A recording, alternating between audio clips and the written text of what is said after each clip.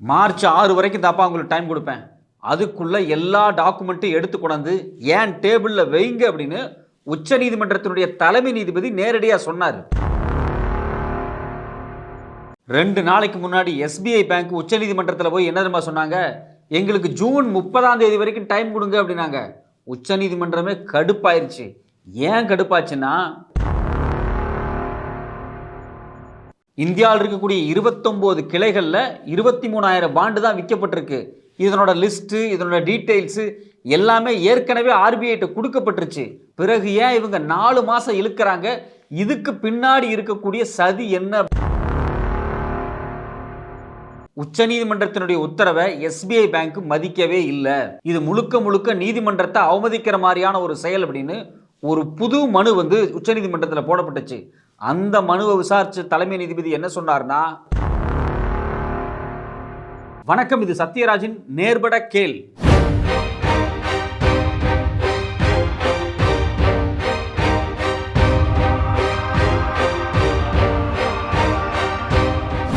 ஒரு 15 நாளைக்கு முன்னாடி, அதாவது பிப்ரவரி 15, 2024 அன்னைக்கு உச்சநீதிமன்றம் அந்த தீர்ப்பில் என்ன சொன்னாங்க அப்படின்னா, இந்தியாவில் தேர்தல் பத்திரங்களை பயன்படுத்தி காசை வசூலிக்கிறது, இந்த தேர்தல் பத்திரம் அப்படிங்கிறதே கான்ஸ்டிடியூஷனலான விஷயம் கிடையாது, இது அன்கான்ஸ்டிடியூஷனல் அப்படின்னு சொல்லி உச்சநீதிமன்றம் ஒரு தீர்ப்பு கொடுத்தாங்க. அந்த தீர்ப்புல ஒரு விஷயத்தை தெளிவா சொல்லியிருந்தாங்க. என்ன சொன்னாங்க அப்படின்னா, இந்த தேர்தல் கட்சிகள்லாம் பணம் வாங்கக்கூடிய, டொனேஷன் வாங்கக்கூடிய இந்த தேர்தல் பத்திரம் இருக்கு பார்த்தீங்களா, இந்த தேர்தல் பத்திரத்தை விற்கிறது எஸ்பிஐ பேங்க் தான். இந்த எஸ்பிஐ பேங்க் 2019 இருந்து இது வரைக்கும், அதாவது 2024 வரைக்கும் எவ்வளவு பணத்தை பாண்டா வித்திருக்காங்க, இந்த பாண்டை யாரெல்லாம் வாங்கினது, என்னென்ன தொகையில பாண்டு வாங்கப்பட்டிருக்கு, எத்தனை பாண்டு வாங்கப்பட்டிருக்கு, எல்லா டீட்டெயிலையும் மார்ச் மாதம் 6ஆம் தேதிக்குள்ள எங்களோட டேபிள்ல கொண்டு சப்மிட் பண்ணுங்க அப்படின்னு சொல்லி உச்சநீதிமன்றத்தினுடைய தலைமை நீதிபதி இருக்கார் இல்லையா, அவர் அடங்கி ஒரு குழு நேரடியாகவே சொன்னாங்க. ஆனால் எஸ்பிஐ பேங்க் இதை செஞ்சாங்களா அப்படின்னா செய்யல. அவங்க மார்ச் 6ஆம் தேதி இந்த வேலையை செஞ்சு முடிச்சிருக்கணும். ஆனால் மார்ச் 4ஆம் தேதியே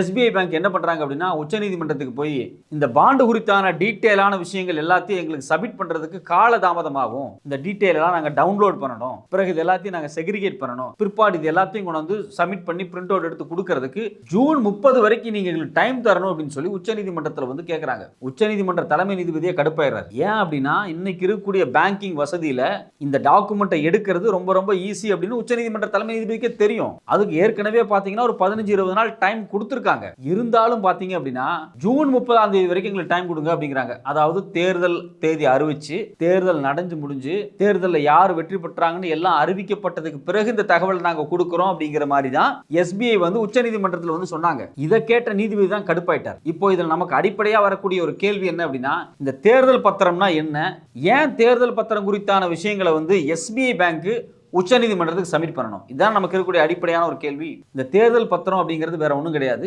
தேர்தல் கட்சிகள்லாம் டொனேஷன் வாங்குவாங்க இல்லையா, அந்த டொனேஷனை அவங்க பல வழிகளில் வாங்குவாங்க.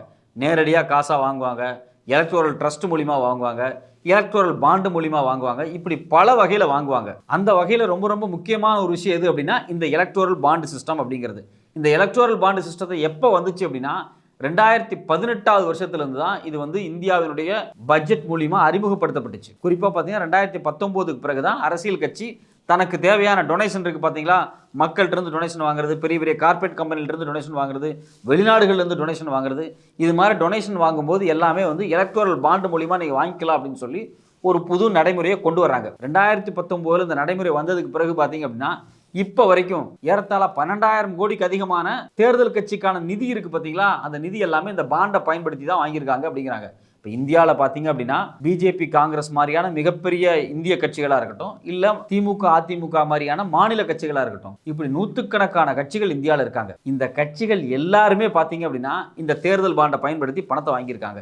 எக்ஸப்ட் கம்யூனிஸ்ட் கட்சிகள், குறிப்பாக சிபிஎம் கட்சி இந்த தேர்தல் பாண்டை பயன்படுத்தி அவங்க பணம் வாங்கலை. அவங்க தான் தேர்தல் பாண்டை ஒழிக்கிறதுக்காக உச்சநீதிமன்றத்தில் வழக்கு போட்ட முக்கியமான ஒரு குரூப். அந்த வழக்கின் அடிப்படையில் தான் பார்த்தீங்க அப்படின்னா அந்த தேர்தல் பாண்டு பிப்ரவரி 15ஆம் தேதி உச்சநீதிமன்றத்தால் தடை செய்யப்பட்டு, அப்போ இந்தியாவில் இருக்கக்கூடிய மற்ற எல்லா கட்சிகளுமே இந்த தேர்தல் பாண்டை பயன்படுத்தி தன்னோட கட்சிக்கு தேவையான நிதியை வசூல் பண்ணியிருக்காங்க. அப்படி இவங்க வசூல் பண்ண மொத்த பணத்துடைய மதிப்பு எவ்வளவுன்னு பார்த்தீங்கன்னா 12,000 கோடிக்கு அதிகங்கிறாங்க. இதுல ஏறத்தாழ 6,500 கோடிக்கு அதிகமான காசு ஒரே ஒரு கட்சிக்கு வந்திருக்கு. அந்த கட்சி வேற யாரும் கிடையாது, பிஜேபி. இதுவரைக்கும் இந்தியாவில் தேர்தல் பாண்டை பயன்படுத்தி வாங்கின மொத்த காசுல ஏறத்தாழ 55% பாஜக ஒரு கட்சிக்கு வந்திருக்கதாக ஆதாரப்பூர்வமான தகவல் அவங்க சைடுல இருந்தே வெளியிடப்பட்டிருக்கு. அதாவது பிஜேபியினுடைய கட்சியை வெளியிட்டிருக்காங்க. அது மட்டும் இல்லாம இந்த பணங்களை பயன்படுத்தி பிஜேபி தன்னோட கட்சியினுடைய சொத்து மதிப்பை கூட்டியிருக்காங்க அப்படின்னு சொல்லி கட்சியை வெளியிட்டிருக்காங்க. ஏன்னா இது எல்லாமே தேர்தல் ஆணையத்துக்கு அவங்க சப்மிட் பண்ணி ஆகணும். தேர்தல் ஆணையம் வெளிப்படையாக காமிக்கிறாங்க. இங்க பாருங்க, 2014 இருந்து 2023 இடைப்பட்ட காலகட்டங்களில் பாஜகவினுடைய சொத்து மதிப்பு 10,000 கோடி அதிகமா இருக்கு அப்படின்னு சொல்லி தேர்தல் ஆணையமே வெளியிட்டிருக்கு. சோ இதை கொடுத்ததும் பிஜேபி தான். பிஜேபி மூலமா தேர்தல் ஆணையமே இந்த தகவலை வந்து ஓபனா வெளியிட்டிருக்காங்க. அப்போ தேர்தல் பத்திரத்தை பயன்படுத்தி இந்தியாவில் மிகப்பெரிய லாபம் அடைஞ்சது யாருன்னு பாத்தீங்கன்னா பிஜேபி அப்படிங்கிற ஒரு தனி கட்சி தான். அதுக்கு பிறகுதான் பாத்தீங்கன்னா காங்கிரஸா இருக்கட்டும், திமுகவா இருக்கட்டும், அதிமுக இருக்கட்டும், இல்ல மற்ற கட்சிகள் எல்லாருமே வந்து இந்த தேர்தல் பத்திரத்தை பயன்படுத்தி பணம் வாங்கியிருக்காங்க. இந்த தேர்தல் பத்திர சிஸ்டம் அப்படிங்கிறது வேற ஒண்ணுமே இல்ல, ரொம்ப ரொம்ப சிம்பிளான சிஸ்டம். இந்த தேர்தல் பத்திரம் வந்து எஸ்பிஐ பேங்க்ல விற்கப்படும். அது ஒரு பேப்பர் மாதிரி இருக்கும். யாரெல்லாம் அரசியல் கட்சிக்கு பணம் கொடுக்கணும்னு விருப்பப்படுறாங்களோ அவங்க நேரா போய் ஒரு அமௌண்ட்டை கொடுத்து அதுல நிறைய ஸ்லாப் இருக்கும். 1000 ரூபாய், 10,000 ரூபாய், 20,000 ரூபாய், 1 கோடி ரூபாய் வரைக்கும் இருக்கும். இப்போ 1 கோடி ரூபாய் ஒருத்தன் போய் திமுக கட்சிக்கோ இல்ல காங்கிரஸ் கட்சிக்கோ இல்ல பிஜேபிக்கோ கொடுக்க விரும்புறான் அப்படின்னா நேரா எஸ்பிஐ பேங்க்ல போய் ஒரு 1 கோடி ரூபாய் பாண்டு கொடுங்க அப்படின்னு சொல்லி ஒரு 1 கோடி ரூபாய் பணத்தை கொடுத்து தன்னுடைய அடையாள அட்டையெல்லாம் கொடுத்து எல்லா ப்ரூஃபையும் அவங்கள்ட்ட கொடுத்துட்டு அந்த 1 கோடி ரூபாய் பாண்டை வாங்கிட்டு வந்து அவன் நேரடியாக கொண்டு திமுக கொடுக்கலாம், இல்ல நேரடியாக கொண்டு காங்கிரஸ் கொடுக்கலாம், இல்ல நேரடியாக கொண்டு எந்த கட்சிக்கு வேணாலும் கொடுக்கலாம், இல்ல அவன் கொடுக்கலனாலும் வேற யார்ட்டையும் அது கொடுத்து வேற யார் பேர்ல வேணாலும் கொடுக்கலாம். இதுல என்ன விஷயம்னா, இந்த தேர்தல் பாண்ட் இருக்கு பாத்தீங்களா, இந்த பாண்ட்ல எதுவுமே மென்ஷன் ஆயிருக்காது. இந்த தேர்தல் பாண்டை வாங்கினது யாரு, இது யாருக்கு கொடுக்கப்பட போகுது, இது எந்த டீடைலுமே அந்த பாண்ட்ல இருக்காது. இந்த பாண்டை வாங்குறது ஒருத்தனா இருக்கலாம், கொடுக்கறது ஒருத்தனா இருக்கலாம். அந்த கட்சிக்காரங்க பேங்க்ல கொண்டு திருப்பி அந்த பாண்டை கொடுத்து அதை என்கேஷ் பண்ணிக்கலாம், திருப்பி காசா மாத்திக்கலாம். சோ அப்ப இந்த சுழற்சி முறை இருக்கு பாத்தீங்களா, இந்த சுழற்சி தான் பாத்தீங்க அப்படின்னா தேர்தல் பாண்ட் சிஸ்டம் அப்படிங்கிறது. அதாவது இன்னும் தெளிவா சொல்ல போனா அரசியல் கட்சிக்கு யாரு நிதி கொடுக்கறாங்கன்னே தெரியாம ரகசியமா நிதிகளை கொடுக்கிறதுக்கான ஒரு வழித்தடம் தான் இந்த தேர்தல் பத்திரம். இந்த தேர்தல் பத்திரம் வந்த உடனேயே நிறைய பேர் எதிர்த்தாங்க. ஏன் எதிர்த்தாங்க அப்படின்னா, இந்தந்த கட்சிக்கு யார் யாரு எவ்வளவு பணம் கொடுக்கறாங்க அப்படிங்கிறது குறித்து எந்த வெளிப்படைத்தன்மையுமே இல்ல. யார் வேணாலும் இஷ்டத்துக்கு பணம் கொடுக்கலாம், எந்த கார்ப்பரேட் கம்பெனிகள் வேணாலும் இஷ்டத்துக்கு பணம் கொடுக்கலாம் அப்படிங்கிற மாதிரியான சூழல் தான் அமைஞ்சிருக்கு அப்படின்னு சொல்லி வெளிப்படையாவே எதிர்த்தாங்க. இதுல நாம ரொம்ப கவனிக்கப்பட வேண்டிய விஷயம் என்னன்னா, தேர்தல் பாண்டை பயன்படுத்தி பல கோடி ரூபாய் கட்சிகள் பணம் வாங்கியிருக்காங்க, குறிப்பா பாஜக வாங்கியிருக்காங்க. அப்படி பாஜக வாங்கின தேர்தல் பாண்டுல 1 கோடி ரூபாய் பாண்டு தான் ரொம்ப ரொம்ப அதிகம் சொல்றாங்க. 1 கோடி ரூபாய் பாண்டை வாங்கி கொடுத்தது முக்காவாசி கார்ப்பரேட் கம்பெனிகள் தான் அப்படின்னு சொல்லி பல பத்திரிகை தகவல்கள் வெளியே வந்துகிட்டே இருக்கு. அப்ப இதுல இருந்து என்ன தெரியுது அப்படின்னா, கார்ப்பரேட் கம்பெனிகள் இருந்து பாஜகவோ காங்கிரஸோ இல்ல மத்த எல்லா கட்சிகளும் பணம் வாங்கியிருக்காங்க இந்த தேர்தல் பாண்டை பயன்படுத்தி. ஏன் பாஜக இவ்வளவு பணம் வந்திருக்குன்னு பல ஆய்வுகளை பண்ணி பார்க்கும்போது என்ன சொல்றாங்க அப்படின்னா, இன்னைக்கு அவங்க ஆளுங்கட்சியா இருக்காங்க, பல ப்ராஜெக்ட்ஸை பல கார்ப்பரேட் கம்பெனிகளுக்கு கொடுக்குறாங்க பார்த்தீங்களா, அதுக்காகவே பல கார்ப்பரேட் கம்பெனிகள் இந்த தேர்தல் பாண்டை பயன்படுத்தி சீக்கிரட்டா பிஜேபிக்கு நிறைய பணம் கொடுத்துருக்காங்க அப்படிங்கிற தகவலை தொடர்ச்சியா ஆதாரப்பூர்வமா வெளிவிட்டுக்கிட்டே இருக்காங்க பத்திரிகையில.